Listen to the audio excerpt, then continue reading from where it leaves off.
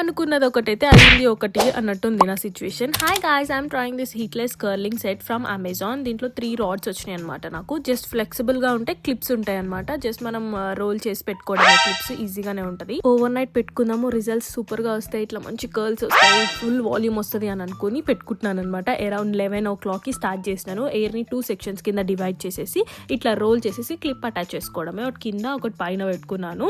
And this is how it's looking. And చెప్పాలంటే అంత discomfort ఏం లేకుండే పడుకున్నప్పుడు. It was good only.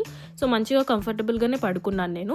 So over night పెట్టుకున్నాక this is how I'm looking in the morning. So night అయితే బాగానే ఉండే, నాకు ఏమి ఇబ్బంది లేకుండే. అండ్ ఇప్పి చూస్తే వాజ్ సో డిసప్పాయింటెడ్. ఏదో అనుకుంటే ఏదో అయ్యింది, అంత బాగా రాలేదు కిందదైతే. సరే పైనదన్నా ఇప్పుదామని చూస్తే కొంచెం పర్లేదు, దానికి బాగానే వచ్చినాయి కర్ల్స్. మేబీ నేను రాంగ్గా పెట్టుకున్నాను లేదా హెయిర్ వెట్ చేయకుండా పెట్టుకున్నాను. మరి మీరు చెప్పండి నాకేమన్నా మీకు తెలిస్తే. అండ్ నేను కూడా మళ్ళీ నెక్స్ట్ టైం ట్రై చేస్తాను. Also next video bye.